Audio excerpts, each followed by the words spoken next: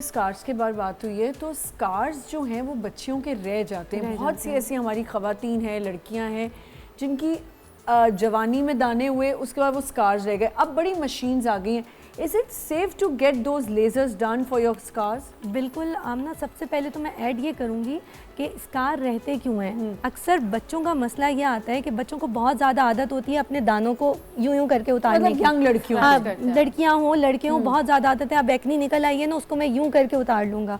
अब वो उतरेगी नहीं, वो उस जगह पे इन्फ्लेमेशन बढ़ा देगी, WBC ज़्यादा ग्रो करेंगे और जितने WBCs आएंगे, इसका एक्नी जितनी देर फेस पे रहेगी उतना निशान रहेगा ज़्यादा लंबे अरसे तक। अच्छा, इसमें एक चीज़ और भी बताना चाहूँगा। हमने हाथ यहाँ रखा हुआ, टेबल पे रखा, कहीं रखा, ये उठा के हम अपने चेहरे पे लगा देते हैं। यहाँ से बैक्टीरिया उठा के अपने चेहरे पे लगा। सबसे ज़्यादा कंटेमिनेटेड अगर कोई बॉडी पार्ट है तो वो हमारे हैंड्स हैं। वो हैंड्स। दैट्स व्हाई आपने देखा होगा सुन्नत और कुरान से भी यही साबित हुआ है कि हाथ बार बार धोने का है, वजू बार बार करने की चीज़। और हमारी जो स्किन है ना, इसमें से हमारे एसेंशियल ऑयल्स प्रोड्यूस होते हैं। अगर हम बार बार हैंड वॉश करते हैं तो वो हमारे ज़ाया हो जाते हैं। ठीक है, उससे भी हम लेथार्जिक फील करते हैं। बहुत सारे लोगों के साथ ये भी आप चेक कीजिएगा, जो गुड बैक्टीरियाज हैं जो हमारे लिए नेसेसरी हैं, उसके लिए देखिए हमारे, जैसे आपने एग्जांपल दी कि हमें वुजू के लिए भी कहा गया, लेकिन देखिए काफ़ी उसमें ड्यूरेशन है। 5 दफ़ा तो हम वुजू में हाथ धो रहे हैं, मुँह धुलता है। एंड देन फिर जब आप कोई भी इंटेक कर रहे हैं, फूड इंटेक कर रहे हैं, उस वक्त मेक श्योर कि आप उसको हैंड वॉश करें। वन मोर थिंग, बहुत सारे लोग ये सोचते हैं कि जी टेबल पे सैनिटाइजर रखा है, we will sanitize our hands and we are done with it, we are good to go. No, that isn't, क्योंकि उसके अंदर केमिकल्स मौजूद हैं। बिल्कुल ठीक है। जब भी आप कोई चीज़ कंज्यूम कर रहे हैं, वो खा रहे हैं, वो चीज़ जा रही है। तो इट्स बेटर कि थोड़ा सा पेन लें, उठें, हैंड वॉश करें एंड देन हैव। हाँ, ट्रैवलिंग में है तो that is something else, there you can use the sanitizer, आप ये कर सकते हैं। अच्छा देखिए, अभी हम नमाज की बार बहुत अच्छा लगता है जब नमाज पे हम किसी ना एक तरह घूम के आ जाते हैं, और अच्छी बात है। सुनने वाले बच्चे हैं, अब तो देखें क्लिप्स जो हैं सिर्फ टीवी की महदूद तक नहीं हम रह गए, अब तो हमारे सोशल मीडिया पे क्लिप्स चल रहे होते हैं और बच्चे तो ऐसे स्क्रॉल कर रहे हैं, चीज़ें देख रहे हैं, मज़े से सुन रहे हैं। मुझे लगता है कि नमाज में अल्लाह ताला ने कितनी हमारे लिए आसानियाँ भी रखी हैं। बेशक आपकी एक तरह से कमर की दर्द है, आपने उसमें वो जो सजदे में जाते हैं वो हम जिम जाके वो कर रहे होते हैं, तो वो बेस्ट योगा के पोजेस हैं, उसमें 5 दफ़ा आप चाइल्ड पोज करते हैं उसके अंदर सजदे के तौर पे, फिर आप बेंड होते हैं, फिर आप करते हैं, फिर उसमें वजू का सबसे बड़ा वो है कि आप 5 दफ़ा अपना मुंह धोते हैं, हाथ पाँव धोते हैं।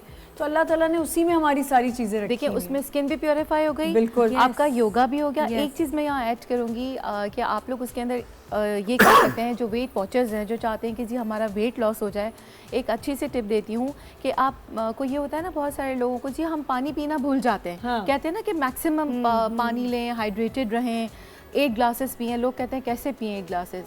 बहुत अच्छा आपको एक टिप देती हूँ कि नमाज शुरू करने से पहले 1 ग्लास पी लीजिए, नमाज खत्म करने के बाद 1 ग्लास ले लीजिए, तो 5 नमाजों में 10 ग्लास पानी तो गया अंदर। हाँ वैसे कितना अच्छा है ना? डेफिनेटली आप ये कीजिए। और उसके बाद फिर मैं भी आज आपको एक रेमेडी बताने वाली हूँ आमना, ठीक है, वो बिल्कुल सेफ है, उसमें कोई ऐसा प्रॉब्लम नहीं है। उसमें चाहे आप डायबिटिक पेशेंट हैं, चाहे आपके साथ कोई और लाइक हाई BP इशू है, मैं जो रेमेडी दूंगी उसमें मैं आपको बता दूंगी ये रिड्यूस कर दें, ये इंक्रीज कर दें, तो that will be helpful for the weight loss. मैंने आपसे पूछा था कि क्या ऐसी हम चीज़ें खाएं, कोई ऐसी हमें फक्की बता दें या चूरन बता दें जो हमें बना के रख लें। जैसे हमारे ज़मानों में पंजीरी हम सब ने खाई नहीं है, डांट डांट के खिलाई गई है पंजीरी, और जिसका फ़ायदा होता है।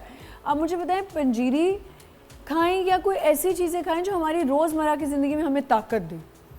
देखिए, सबसे ज़्यादा आप सब्जियों का इस्तेमाल करें, जैसे टिंडा, तुरई, लौकी, शलजम और अरवी। ये आपके हड्डियों के बोन्स के लिए भी बहुत ज़्यादा बेहतर है। और साथ में जिस तरह आपने कहा पंजीरी, आपने देखा उसमें 4 मगज़ डलते हैं। अब दुकानदार के पास जाओ, वो एक ही मगज़ देता है, कहता है ये 4 मगज़ है। ठीक है, अब इसमें होते हैं 4 मगज़, एक तरबूज, खरबूजा, खीरा और कद्दू, ये 4 मगज़ होते हैं। ये अगर आप लोग भी डलता है? नहीं, मगज़ की बात, मगज़ भी और कमर, ये चारों मगज़ आप 50-50 ग्राम लेके खुद मिक्स कर लें, ठीक तो आपके पास ओरिजिनल 4 मगज़ बन गया। सही है। फिर इसमें आप कमरकस डालें 50 ग्राम, 100 ग्राम इसमें गोंद डालें, गोंद कीकर डाल दें या गोंद छल्ला डाल दें, जिसे गोंद फुलाई भी कहा जाता है, और थोड़े से फूल मखाने डाल दें, छुआरा डाल दें, थोड़ा सा, पूरी पंजीरी बन गया आपका। इससे बादाम भी डाल दें इसमें, मिक्स करके इसको कुचल लें, गुड़ डाल दें, लेकिन इसको कमरकस को आप ग्राइंडर में पाउडर बनाएं और उसे छान लें, सही, क्योंकि दानेदार नहीं होना चाहिए। ठीक है। फिर इन सबको मिक्स करके आपकी पंजीरी तैयार हो रही है। आप उसको देसी घी में भून सकते हैं। कि हमने कंज्यूम कितना करना है, हाँ। इसको 1 स्पून और 2 स्पून इज इनफ। नहीं, एक टेबल स्पून तक एक टाइम रोजाना ले लें। एक टाइम रोजाना, क्योंकि अगर आप जितना ज्यादा इंटेक कर रहे हैं तो उससे भी एक्नी फिर एग्रीवेट हो सकती है, आपके स्किन के प्रॉब्लम एक टाइम एग्रीवेट हो रोजाना। सकती है। अच्छा, एक्नी की डिफरेंट फॉर्म्स होती हैं। डिफरेंट फॉर्म्स हैं। अब स्ट्रेस एक्नी जो होती है वो किस किस्म की एक्नी होती है? स्ट्रेस एक्नी आमतौर पे छोटी मैक्यूलर फॉर्म में होगी, उसमें यानी बिल्कुल पसीने। छोटे छोटे दाने होंगे और वो आमतौर पे स्ट्रेस वाले टाइमिंग्स पे निकली होगी। कुछ हमारी पीरियड एक्नी होती है, Period acne है, जो हमारी साइकिल के दौरान साइकिल होती के है। दौरान हो रही होती है, ऑलमोस्ट एक हफ्ता पहले बिफोर होना शुरू हो जाती होना है। शुरू हो जाती है। अब वो लोग जिनको इनडाइजेशन होती है तो उनकी एक्नी बहुत निकलती है और यूजुअली ये एरियाज अफेक्ट होते हैं। इसके अलावा वो लोग जिनके सर में डेंड्रफ होती है, हाँ। उनकी फंगल एक्नी यूजुअली फोरहेड पे बहुत ज्यादा ज्यादा होती होने है, लग जाती है। ज्यादा होती है। साइमा, मुझे ये बताएं कि हर एक्नी को ट्रीट करना जरूरी है? यस, हर एक्नी मतलब अगर छोटा बच्ची 12 साल की हुई है उसको भी मेडिसिन लगाएं? अच्छा नहीं, डिपेंड करता कोई है बहुत जरूरी है किस सवाल। ग्रेड की है, कितने लेवल की है, हाँ। कितनी सिवेरिटी है उसकी। अगर तो बिल्कुल हल्के फुल्के एक दो एक्नी निकल रही है तो इतना बड़ा मसला नहीं है, उसको हम प्यूबर्टी वाले टाइम पे छोड़ सकते हैं। ठीक है, हाँ, बच्चे को हमने काउंसिल ये करना है कि आपने फेस वॉश प्रॉपर्ली करना है, धूप में जा रहे हैं तो सन ब्लॉक का इस्तेमाल करना है। तो ये 2 चीज़ें भी अगर वो रेगुलरली करती हैं तो एक्नी नहीं होगी। जब हम छोटे थे और हमारे घर में जैसे 2 बहनों को एक्नी होती थी मेरी, और एक ज़माना आया मेरी एक बहन तंग आ गई, उसने कहा मैंने मुंह पे कुछ नहीं लगाना, मैं तंग आ गई हूँ। और आप यकीन करें जब सब लगाना छोड़ दिया तो एक्नी भी चली गई। और आपको पता है आमतौर पे एक्नी स्प्रेड भी है, जो आपने अभी बात की ना, घर में एक बहन को थी, थोड़े अरसे बाद दूसरे को। हाँ। टॉवेल, हम एक ही टॉवेल पूरा घर इस्तेमाल कर रहा होता है। पर्सनल हाइजीन नहीं है हमारी, हम प्रोडक्ट्स अपनी शेयर कर रहे होते हैं। टॉवेल हम अपना यूज करते हैं। पिलोस हमारे शेयर हो रहे होते हैं। बचपन में तो छोटे होते हुए तो ब्रश भी एक ही होता है, बालों का ब्रश भी एक ही है, बहनों का हर चीज हम नई चीजें नोट करते हैं। फोकस नहीं करते, अपने बेडशीट्स को चेंज नहीं करते फ्रीक्वेंटली, अपने पिलो कवर्स को चेंज नहीं करते। ये बहुत निगलेक्टेड एरियाज है जिनकी वजह यूजुअली स्किन इश्यूज इनकी वजह से भी होते हैं। एक इशू और भी होता है स्पेशली फीमेल्स के साथ, मेकअप करने के बाद जब आप वापस आते हैं घर, बहुत सारे लोग होते हैं कि जी वी आर टायर्ड, और वो डायरेक्टली जाके सो जाते हैं, राइट। और फिर वो ये होता है कि जब काफ़ी लॉन्ग पीरियड के लिए आप यूज़ करते हैं, इवन अगर आपका बहुत अच्छा क्वालिटी का भी आपका कॉस्मेटिक है, even then you have to remove it as soon as possible.